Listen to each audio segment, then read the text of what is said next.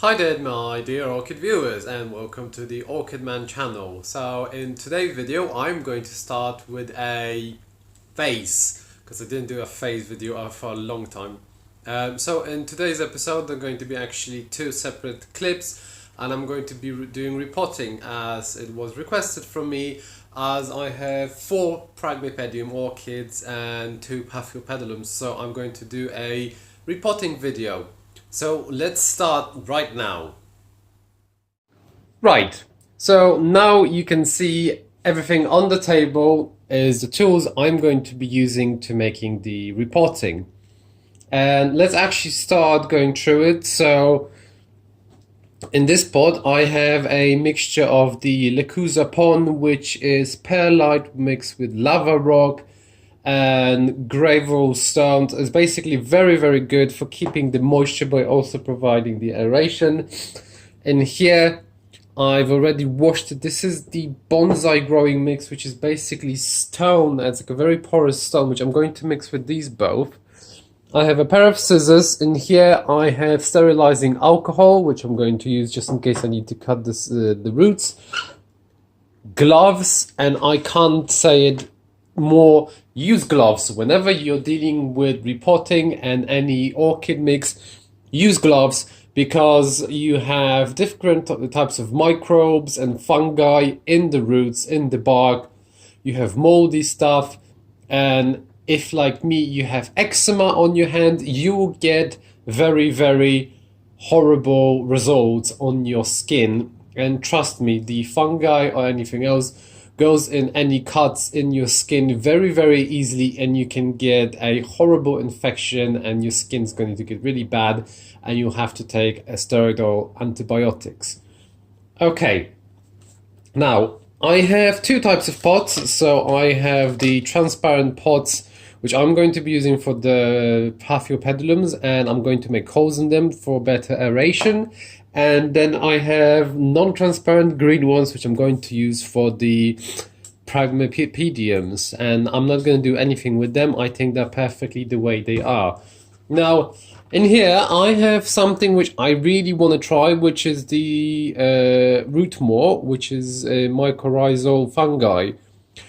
It is a substance that is created to help garden plants that are not the 1 year ones, but like plants that survive for many years, by producing special fungi connections and helping them grow, and increases soil microbial activity and stuff like that. And with orchids, who actually are very dependent on the fungi in the root system to provide them with carbohydrates and other minerals, I think this is absolutely amazing, and I'm going to try this and see what's the result. Here I have fish blood and bone because I've got inspired by Ed's orchids. When he was talking, he's using that for his phragmipediums to help him with growing, and I'm gonna use it. I started using it a bit, and also I have a full pot of bark mix, which is the best way I'm actually going to do it. I'm not going to put it separately, but because it's a big plastic bag, I'm going to mix all of my perlite and stuff with the stone, and I'm just going to mix everything in this bag, so it's going to be so much easier for me to actually use it. Also, I have the orchid mist spray, which I use, and I have great results, and my plants are actually enjoying it. It is not something you spray once and you go away. It is actually something you should be using constantly, at least 3 times a week. Why? Because most people will say like, oh, I used it once every 2-3 weeks and I can't see any results.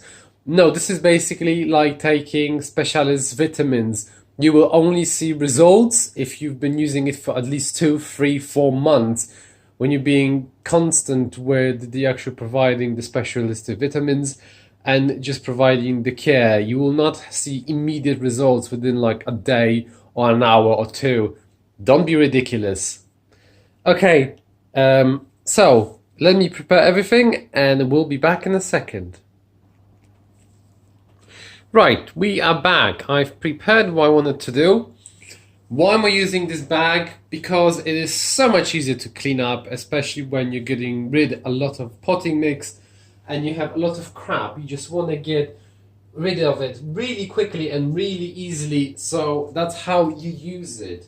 Now, let me just clean up because I have phragmipedium orchids, phragmipedium I mean, that are standing in water. So basically, as you probably can guess, they've been standing in water to keep them moist. So I will be repotting them in those lovely big green pots, which you can actually buy. I think you can buy them for two.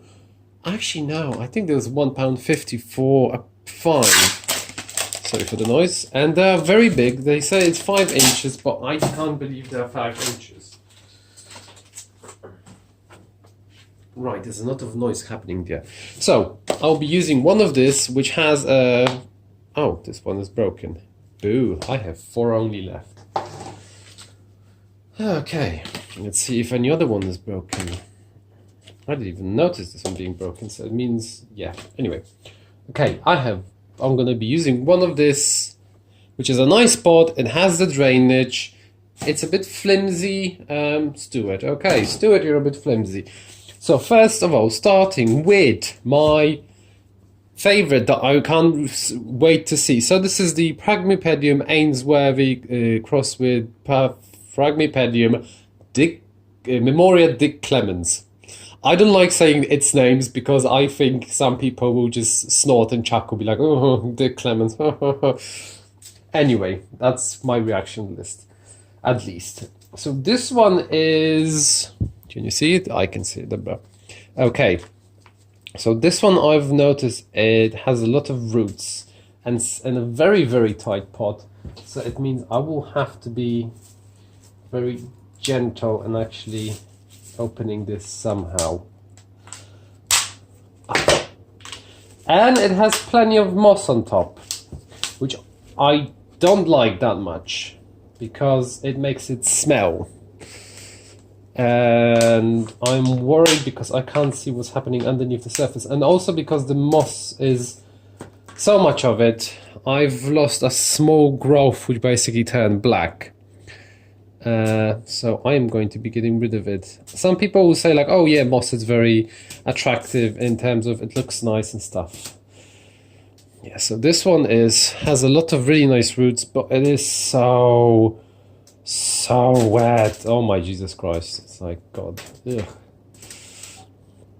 That's one of the things that I don't like when you have moss, and you can see that the medium from this one is completely deteriorated, and this one definitely really needs a repot. And I think a repot will actually make this one grow so much quicker. Because yeah, this one is not getting what it needs from this medium. And also the pot was ridiculously small. The pot was like a seedling size. And yeah, there is this thing still has the cork, the original inside, which I do not like. So this one was potted in a cork, or more like a sponge, to keep the moisture inside. I can say you straight away, I am very against in plants that have the internal whatever corky structure that's basically created to keep the moisture and help them grow. Okay, it's fine in the beginning, in the first stages of growth of the orchid. However, in the later stages like this one, when it's starting to slowly mature and you are looking to see it grow and become bigger and better, it is very bad. Yeah, so I'll have to cut this one. If you're gonna ask, my scissors have been sterilized earlier, so I don't have to worry about that one. And also, if you can notice, one of the leaves, this one started turning black, and I actually think this is generally caused by the fact that the potting medium has gone slightly acidy, and It is not very happy. Right, so what I will have to do, I will have to fight with this root system to get all of the horrible stuff up. I would say other words, but because this is a child-friendly video, I can't. Because I might have some 14 or 12-year-olds watching me. If 14 or 12-year-olds grow phragmipediums. So if you're 14 years old and you decided to grow a phragmipedium, you're amazing. You're basically a superhero. Because those plants require patience. They're not fowls. They do not require just to go to Tesco and buy one and then water them and just make sure they do not die too early. No, those plants actually require you to work for it. Right, so this one is going to go in water now, so I need to wash it.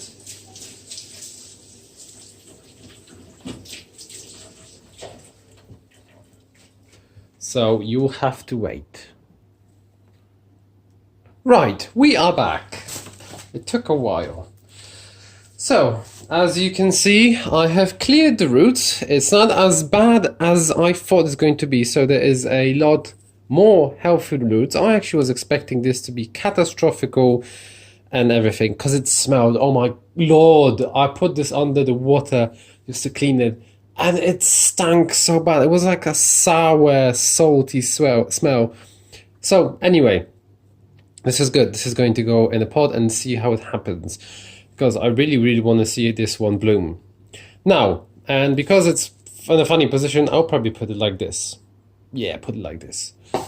Now, I've done my potting mix already, so I've mixed 4 different things. So I've mixed the perlite and everything, and I just noticed that the second orchid mix I bought from Westland is a bit of a different one. So it's basically a bit more, I call it trash. It's basically more like a terrestrial type orchid one.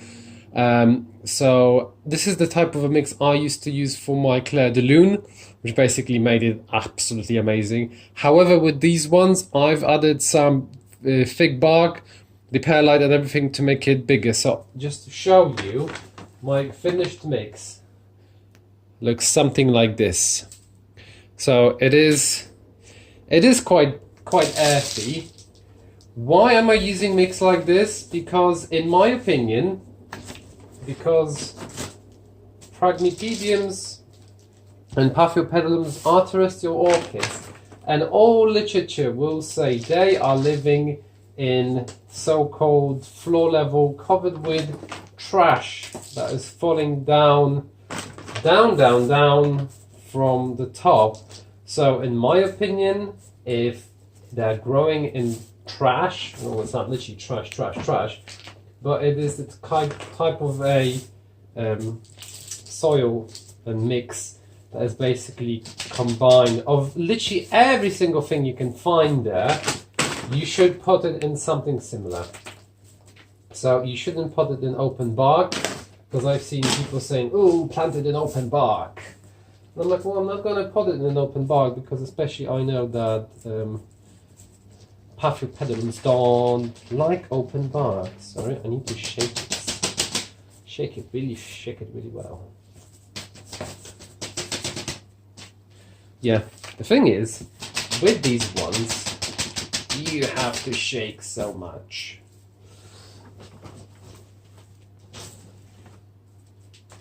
And I kind of still think the medium is a bit too, yeah, I think it's a bit too thick. And I'm not very happy with it being this thick. So, what I'm going to do, I'm going to put another handful or 2 of this earthy one. Because the bark makes it too thick. It literally makes it too thick, and it just doesn't work for me like this. Okay, this is much better now. So this was the original pot, as you can see. Yeah. So it is absolutely tiny, and I don't like tiny pots like that because it doesn't give enough space to the plant, and when the actual plant grows, it's just like, oh, how the hell are you going to be bigger? And I think because one of the biggest thing, I disagree with every grower that you can find on Facebook and all other websites, just thinking that experts is saying, oh, keep the phragmipedium and the phragmipedium in a very small tight pot. Well, no, I disagree with that. In nature, they do not grow in small pots, they do not grow in small crevices, they grow in open field area when they can do whatever the hell they want. Okay, so this is my prag repotted. I think it looks much better. I even kind of like the green pots. I had a choice of black, brown, it was more like a reddish brown ones, and the green ones. And I thought, yeah, green ones will be the nicest ones. So, yeah, it's sitting in here nicely. Obviously, you have to do the, so you can see it, so you have to do a lot of shakes. Let me actually try kind of, pretty sure you can't see a lot. Yeah. So, yeah, this plant has been potted. Now, I have another 3 to go. So I am not going to be showing you, I can actually show you another one, but that's it. Because you're going to go mad. You'll be like, oh God, why do we have to watch this, man? And I'll be like, yeah, you have to, because you really want it. So, this is Phragmipedium Ainsworthy with Memoria di Clemens. Repotted in nicely. And I really like how it looks like. And I'm really looking forward to seeing it bloom and become absolutely humongous. And also the good thing is this pot fits really well in my on-can pots, which is the pots I use for all my plants. Actually, not all of my plants, most of them. Now I'm gonna repot. I'm sure you can't see anything. You will see it now. So this one. This is going to be a lengthy video, so sorry for this. This one is going to be Phragmipedium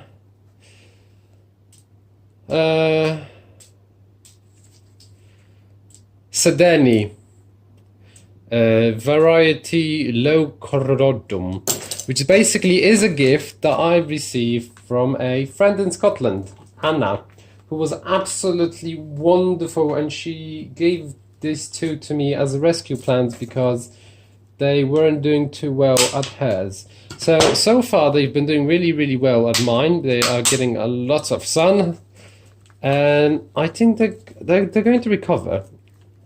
I wouldn't say they've been sick. I think just the Scotland Highlands are not very good for growing phragmipediums because it's a bit dark in there. So, it's very wet in this one. As you can see, another very small pot. And the medium is absolutely deteriorated. So I am very happy I had the idea to repot this. So as you can see, yes, need to clear it. You can probably notice I do a lot of those really funny movements where I basically move it around. So this is basically to loosen up the medium so it will start falling apart. Because I can't physically put this one into wash being like this, because my sinks will just go mental and I'm gonna get killed by my other half. So yeah, so this one is looking very well. It actually has you can see here, it has a tiny new growth and this bigger growth here. It had a secondary growth when I received it, but this secondary growth has decided to die. But it's not all bad. In fact, this plant is extremely healthy. So Anna has been doing an absolutely wonderful job keeping it healthy. The only thing that didn't work out for her was not enough sun and where she was growing it. But I've been told by her recently that right now her 2 phragmipediums that I was giving her tips about to grow are actually possibly spiking, which makes me extremely happy because I really like helping people out and making sure their beloved plants are starting to bloom, and they actually are happy with them, because not a lot of people anymore is growing phragmipediums because there is this weird stigma that they are extremely hard to grow. And then there are these people, which I actually came across recently on Polish groups, that think that phragmipediums and phragmipediums are totally easy and they don't require any fuss, which is a bit wrong.